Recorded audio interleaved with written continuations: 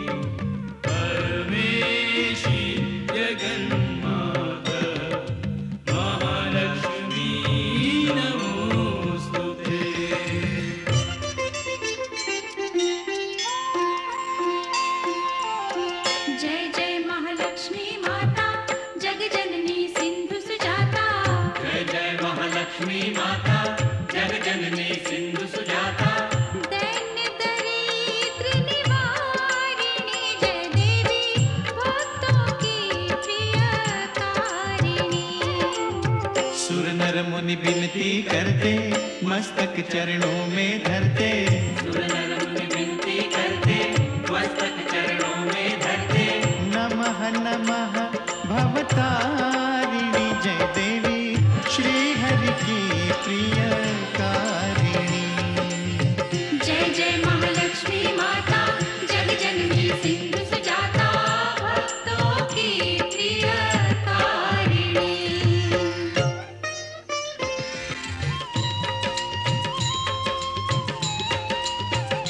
महालक्ष्मी विविध स्वरूपा, महाकाली सरस्वती दुर्गा, वैष्णव देवी कामाक्षा, विंध्यवासिनी योग माया, तुम त्रिपुर सुंदरी माता, तुम क्षीर भवानी शुभदाता।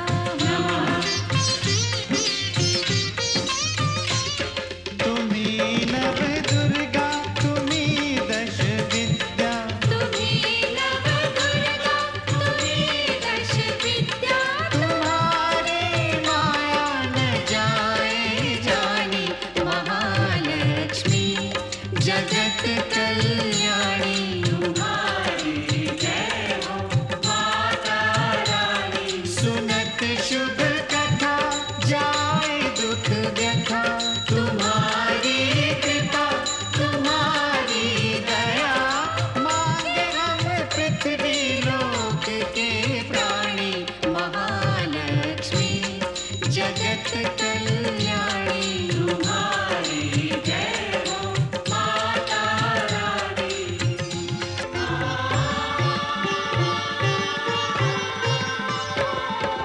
ब्रह्मा विष्णु महेश्वर ठाड़े कर जोरे,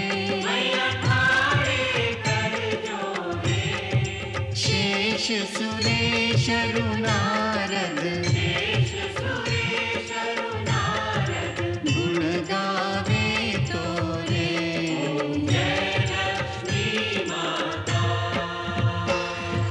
महालक्ष्मी माता सदा निभाना हमसे, स्नेह भरा नाता।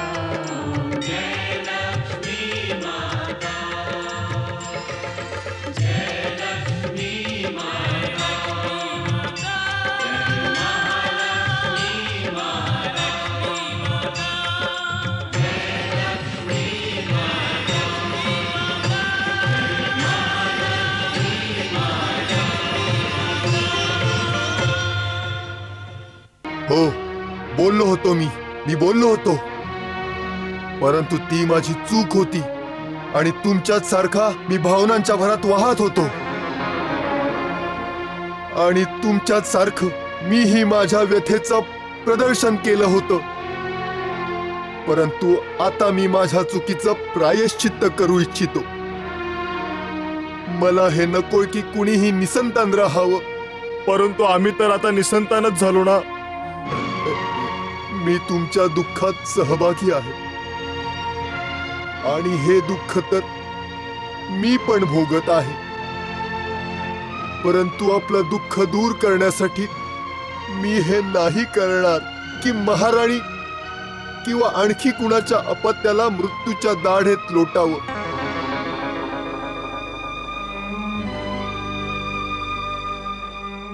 आणि राजकुमारी वैष्णवी तर साक्षात देवी आहे. हे तर आपलं सद्भाग्य आहे की राजकुमारी वैष्णवीने आपला उद्धार करण्यासाठी आपल्या राज्यात जन्म घेतलाय. तुम्ही हे विसरलायत का की वैष्णवीच्या जन्मानंतर आपल्या राज्यावर सुख समृद्धी बरसू लागली होती. निर्धन धनवान झाले होते. आपल्या राज्याचा कायापालट झाला होता. अशा विशाल आणि उदार हृदयाचे सम्राट महाराज रत्नाकरांसाठी तर आम्ही सगळं धोक्यात घालू शकतो. अगदी आम्हा स्वतःला पण झोकून देऊ शकतो. आम्ही आम्हाला स्वतःला पण झोकून देऊ शकतो.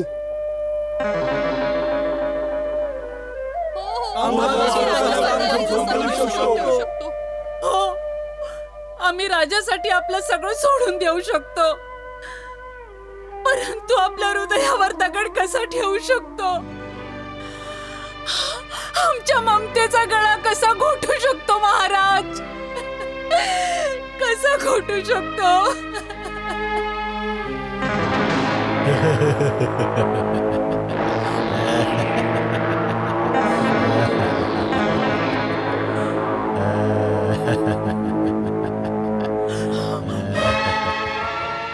रत्नाकर, राजा दुर्जयचा तुला संदेश आहे की उद्या सूर्यास्त होण्याआधी वैष्णवीला राजा दुर्जयच्या ताब्यात नाही दिलं गेलं तर ज्या मुलींचं अपहरण केलेलं आहे त्यांच्यापैकी कुणीच जिवंत नाही राहणार. सगळ्याच्या सगळ्या मारून टाकल्या जातील.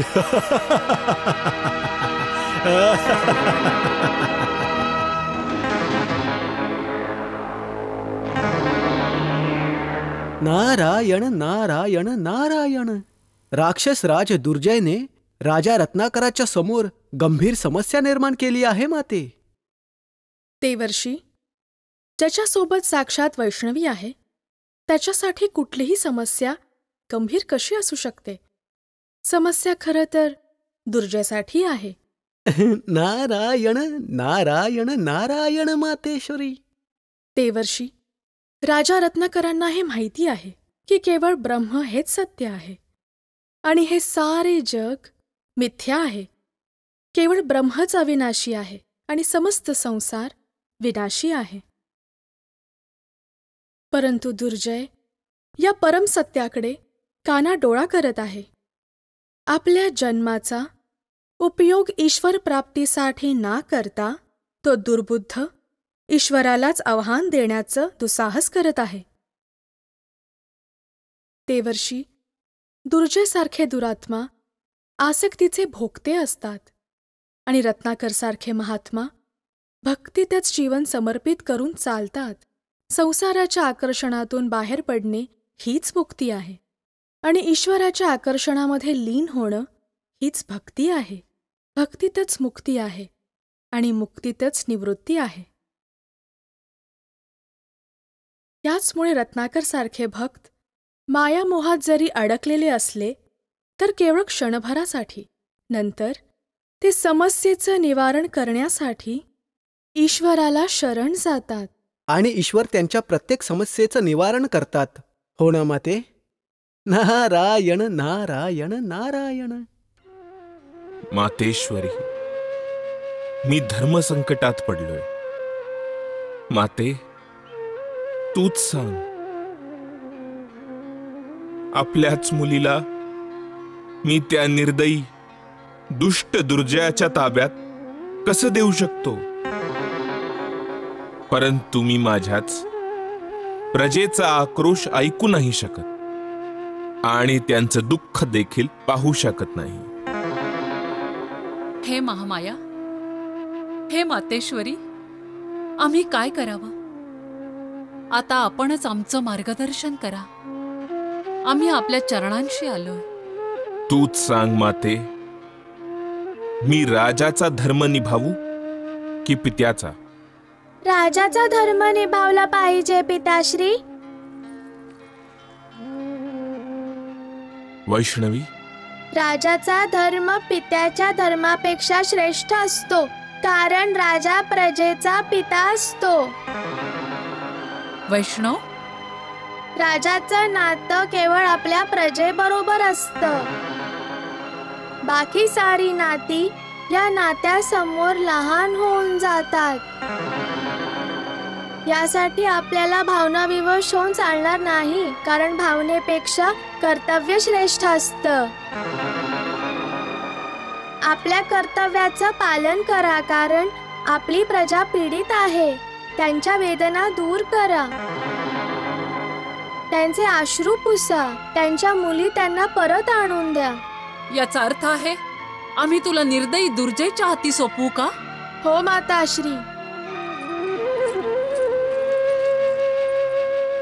वैष्णव, हे तू काय बोलत आहेस? कोणतेही आईबाप आपल्या अपत्याला जाणून बुजून मृत्यूच्या ताब्यात देऊ शकतात का? दुर्जय मृत्यू नाहीये माताश्री, पण तो निर्दयी आहे बाळा. परंतु तुम्ही दोघे तर दयाळू लोक आहात माताश्री. आपलं मन प्रजेच्या दुःखाने व्यथित होऊन जातं. परंतु वैष्णवी, आम्ही तुला गमावू इच्छित नाही. तुला गमावू इच्छित नाही. आपण हे विसरताय पिताश्री, की मी तुमची आहे आणि तुमची नाही देखील. हे तू काय म्हणतीयस वैष्णवी? पिताश्री, माझ्यावर केवळ आपलाच अधिकार नाहीये, तर साऱ्या जगाचाही अधिकार आहे. तरीही आम्ही तुला गमावण्याची हिम्मत कशी करू वैष्णवी? या सृष्टीचा हाच नियम आहे. ज्याला मिळतं तो गमावतो देखील. एक ना एक दिवस आपण मला गमावणारच आहात पिताश्री. नाही वैष्णवी, नाही. असं म्हणू नकोस. आम्हाला तुला गमवायचं नाहीये. आम्हाला तुला गमवायचं नाहीये. पिताश्री, देवर्षी नारदांनी तुम्हा दोघांना आधीच सांगितलं होतं की तुम्ही आपली ममता माझ्या वाटेच्या आड येऊ देणार नाही. तुम्ही देवर्षी नारदांचं सारं बोलणं विसरलात का? नाही पुत्री. तुम्ही दिलेल्या वचनाचं पालन तुम्ही नाही करणार का? करणार पुत्री. तुम्ही तुमच्या धर्माचं पालन नाही करणार का? अवश्य करेन वैष्णवी, अवश्य करेन. मग निश्चिंत होऊन मला दुर्जयच्या ताब्यात देऊन टाका पिताश्री. उशीर करू नका पिताश्री, विलंब नका करू. पहा, सूर्यास्त होऊ लागला आहे.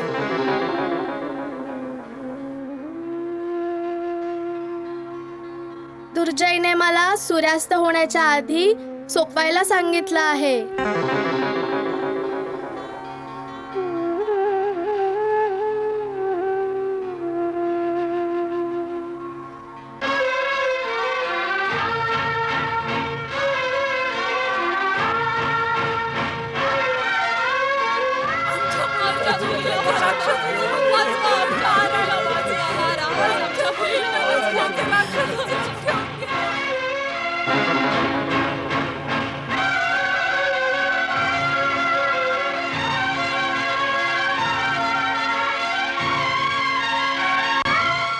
चल वैष्णवी, आपण दोघेही दुर्जयकडे जाऊया.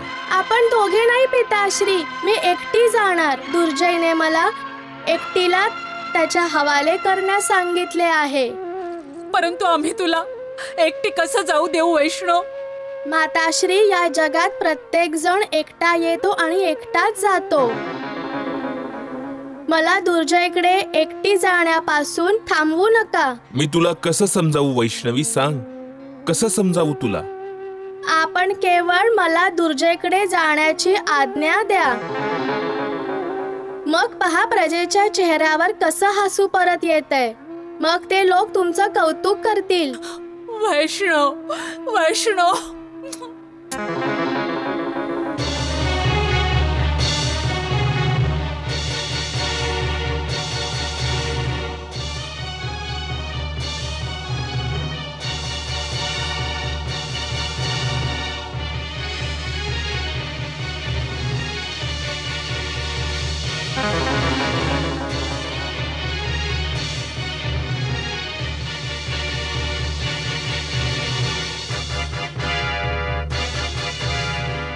चला सारथी.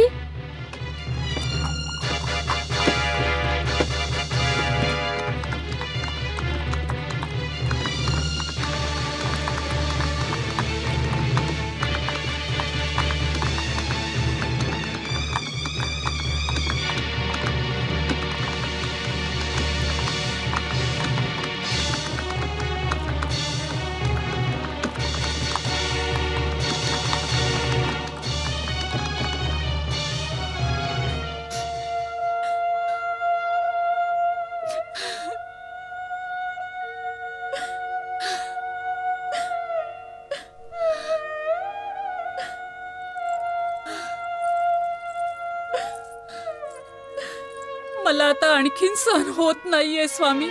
मला आता अजून सहन होत नाही. मी एक क्षणासाठी देखील वैष्णवचा वियोग सहन नाही करू शकत. नारायण नारायण. परंतु महाराणी, पृथ्वी लोकांचा तर असाच नियम आहे की जिथे योग आहे तिथे वियोग असणारच.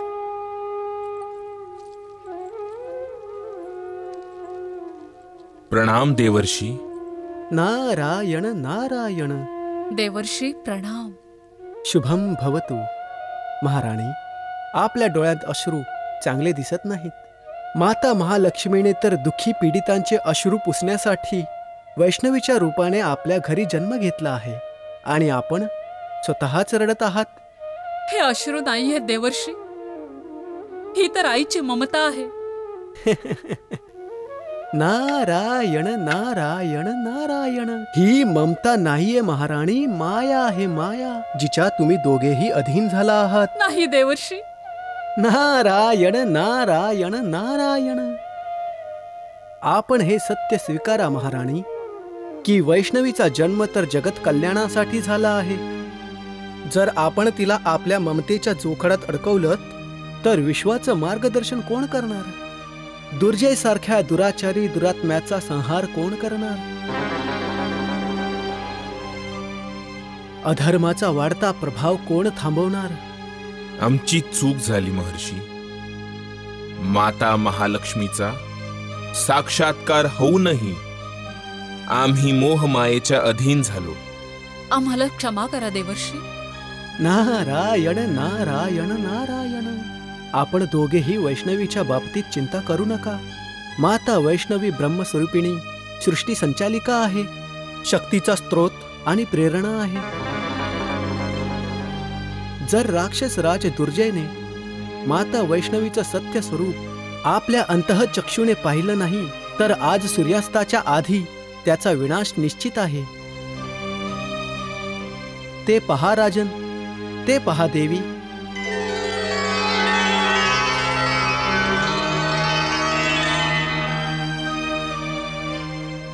दुर्जयचा अंत पाहण्यासाठी सूर्यदेवही अस्ताला जाता जाता थांबलेत. नारायण नारायण नारायण. नारायण नारायण. प्रणाम देवर्षी. प्रणाम देवर्षी. शुभम भवतु. महाराणी सुरुची, वैष्णवी येते, वैष्णवी येते. वैष्णव? आणि ती स्वतः आपल्या मृत्यूच्या समीप येत आहे आणि मी तिच्या स्वागतासाठी दुष्टबुद्धी, सुभाऊ आणि विक्राळाला पाठवलं आहे.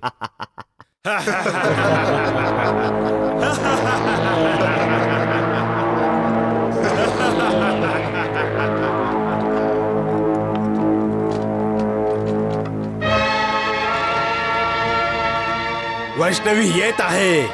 जंगलातली ही जागा वैष्णवीचं स्मारक उभारण्यासाठी योग्य आहे. पहा, आपल्याला पाहून रथ थांबला.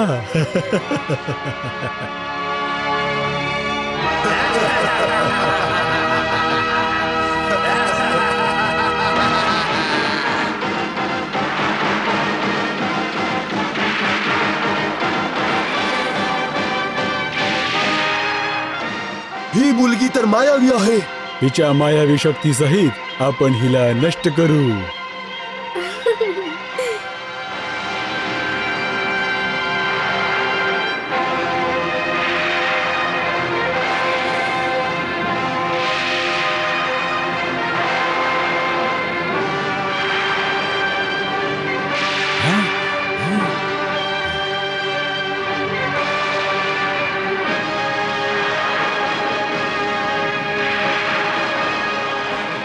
नारायण नारायण नारायण.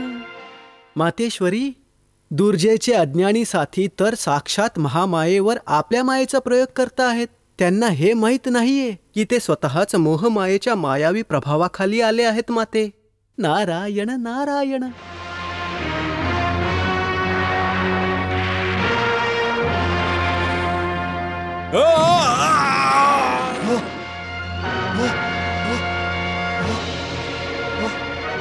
हे मायाविनी, तू माझा मित्र विक्राळचा वध केलास. हो सुबाहू, कारण विक्राळचं आयुष्य संपलं होतं आणि तुझं आयुष्य संपण्यासाठी काही क्षणच बाकी उरले आहेत. मला भयभीत करू पाहत आहेस? नाही, मी तर तुला शाप ताप पापापासून, माया मोहापासून मुक्त करू पाहतीये. मुक्त तर मी करेन तुला या जीवनातून.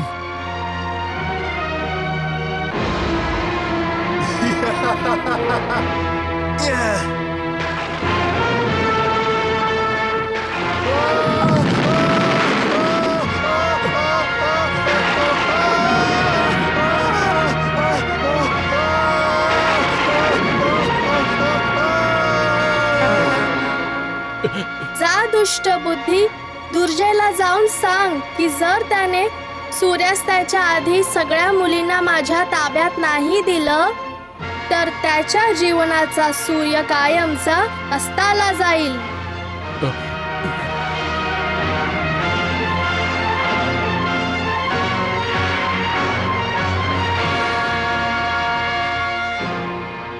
मातेश्वरी, जो खेळ दुर्जयने सुरू केला होता त्याच खेळाला आता वैष्णवी देवी अंताकडे नेऊ लागली आहे. धन्य आहे वैष्णवी देवी. असुरराज, असुरराज. सेनापती शंखचूड, महामंत्री संक्राळ, दुष्टबुद्धी आला, दुष्टबुद्धी आला.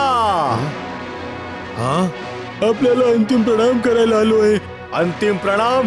काय म्हणायचंय तुला? वैष्णवीच्या हातून माझी अंतिम घडी आली महाराज. माझा अंतिम प्रणाम स्वीकार करा. परंतु वैष्णवीचं काय झालं? कुठे आहे ती?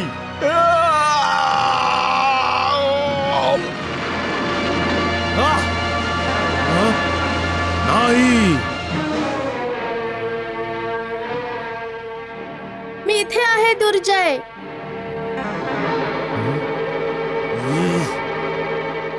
वैष्णवी. हो, मीच वैष्णवी आहे. जेव्हा कुणी मला हाक मारतात तेव्हा मी त्यांची हाक ऐकून त्यांच्याकडे जाते.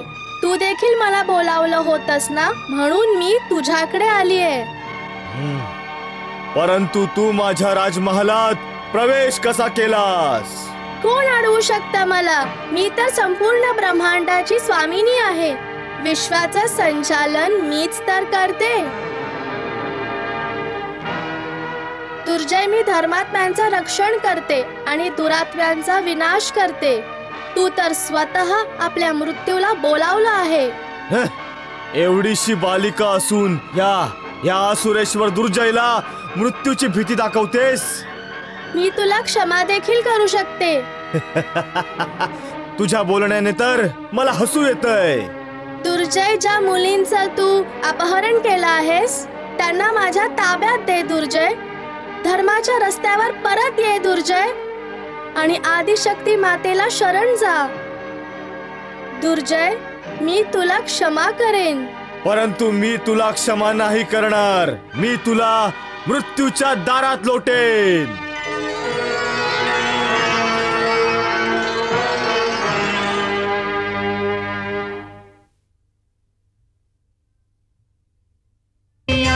हम पे रखना सदा श्री चरणों की छाया.